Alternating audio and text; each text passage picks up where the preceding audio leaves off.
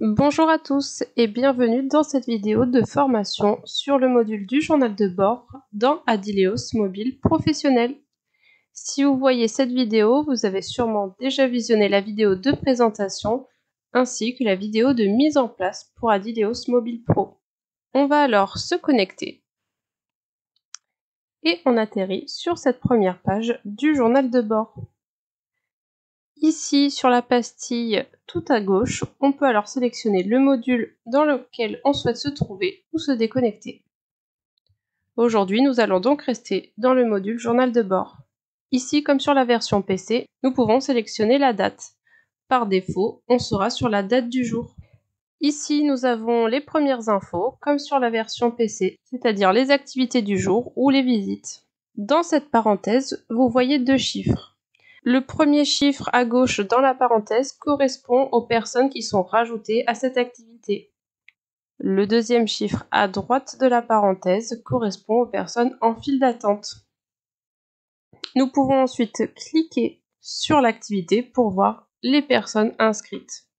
Pour revenir en arrière, il vous suffit de cliquer sur l'icône de la maison. On peut ensuite décider de mettre l'ambiance. Il vous suffit alors de cliquer sur les onglets pour les faire dérouler. Aujourd'hui, on peut mettre que c'était une journée calme. On peut décider de faire apparaître alors les mémos ou de les masquer. Entre parenthèses, le chiffre 21 correspond au nombre de mémos. Si je souhaite afficher par exemple le mémo pour Anna Delon, il suffit de cliquer dessus, de le faire apparaître. Et en cliquant dans cet onglet, on peut alors décider de le modifier. Et il suffit de cliquer sur modifier pour enregistrer la demande ou à l'inverse de supprimer en cliquant à droite sur la corbeille rouge. Et on passe alors à 20 mémos du coup, puisqu'il a été supprimé. Ici nous avons alors la synthèse de la journée, que l'on peut masquer ou faire apparaître. Et vous êtes en saisie libre avec votre clavier. Comme d'habitude, il vous suffira ensuite de cliquer sur valider pour enregistrer. Le bouton en bas à gauche de l'écran correspond au bénéficiaire. Si vous souhaitez rajouter quelqu'un, vous pouvez soit cliquer directement sur l'activité, soit cliquer en bas. A l'inverse, si vous souhaitez rajouter une activité, vous cliquez sur ce bouton en bas à droite de l'écran. On va alors faire le premier exemple. Je souhaite rajouter quelqu'un qui est venu. Donc on va rajouter un participant en cliquant sur le plus. On peut soit se mettre en file d'attente, soit par défaut, on reste dans la file active. On clique alors sur le plus. Ici, vous verrez qu'on est bien sur la date du jour, qu'on n'a pas sélectionné d'activité, alors par défaut, ça nous mettra automatiquement sur visite. Le petit sablier correspond à la file d'attente. S'il est en gris, la file d'attente n'est pas activée, et s'il est en vert, on passe en mode file d'attente. Et on reclique dessus. A l'inverse, on peut très bien rajouter quelqu'un directement en file d'attente en se plaçant sur cet onglet, puis en cliquant sur le plus. Si je souhaite alors rajouter le bénéficiaire, je répète, il suffit de cliquer sur le plus en bas à droite de l'écran. Ici, je dois alors remplir dans le filtre les premières lettres ou le nom complet de la personne recherchée. Ou sinon, je peux directement créer un bénéficiaire en cliquant sur le bouton. Ici, alors, je souhaite rechercher un bénéficiaire qui s'appelle Jean et je clique sur la petite loupe pour lancer ma recherche. Et alors apparaîtra toutes les personnes qui ont un début de fiche qui s'appelle Jean. Ici, je vais alors sélectionner Jean-Jean.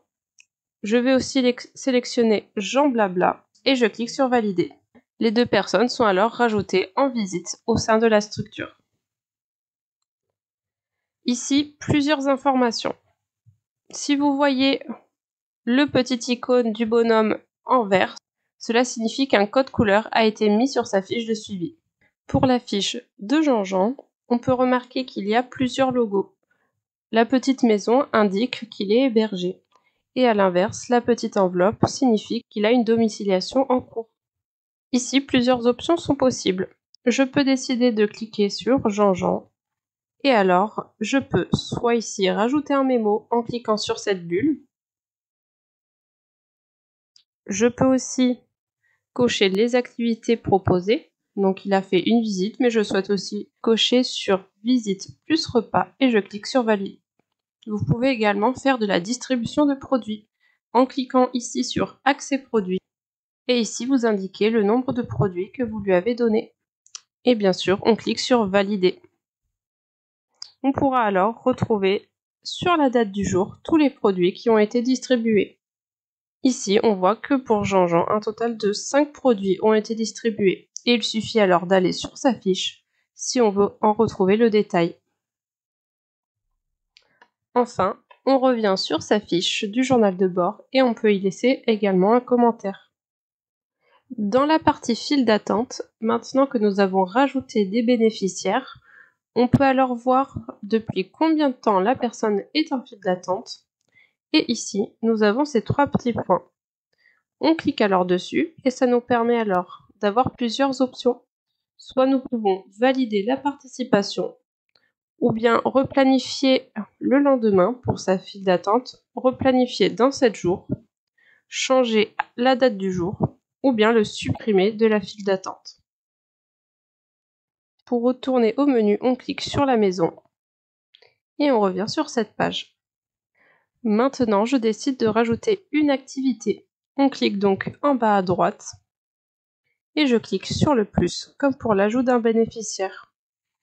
Et dans notre liste d'activités, on va choisir celle qui nous convient. On va rajouter l'activité football pour aujourd'hui. On va aussi rajouter cuisine et basket. Et lorsqu'on retourne sur la page d'accueil, ces activités se seront donc rajoutées.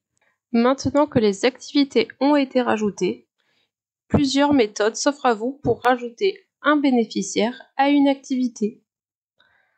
Soit il vous suffit à partir de l'écran d'accueil de cliquer directement sur l'activité. Donc par exemple sur basket, on peut cliquer et mettre quelqu'un en participant ou en file d'attente.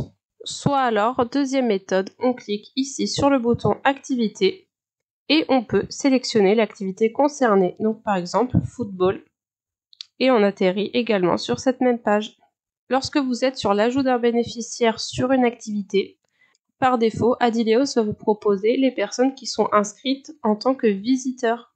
On peut donc directement ajouter Jean Blabla qui est en simple visiteur et on souhaite le rajouter à l'activité football. On clique alors sur le plus et il est ajouté. Et enfin, vous pouvez sinon ajouter une activité à partir de l'onglet bénéficiaire.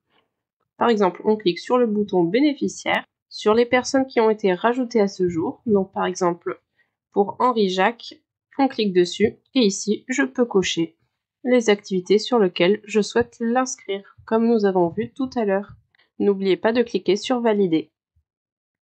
Si vous vous rendez compte que vous avez fait une erreur et que vous souhaitez supprimer un participant d'une activité, il vous suffit alors d'aller dans l'activité concernée et de cliquer sur le bénéficiaire que vous souhaitez retirer de l'activité.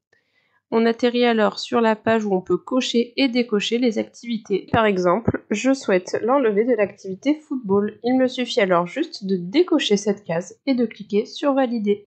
Vous avez maintenant toutes les cartes en main pour vous servir d'Adileos Mobile professionnel sur le journal de bord. Bonne journée!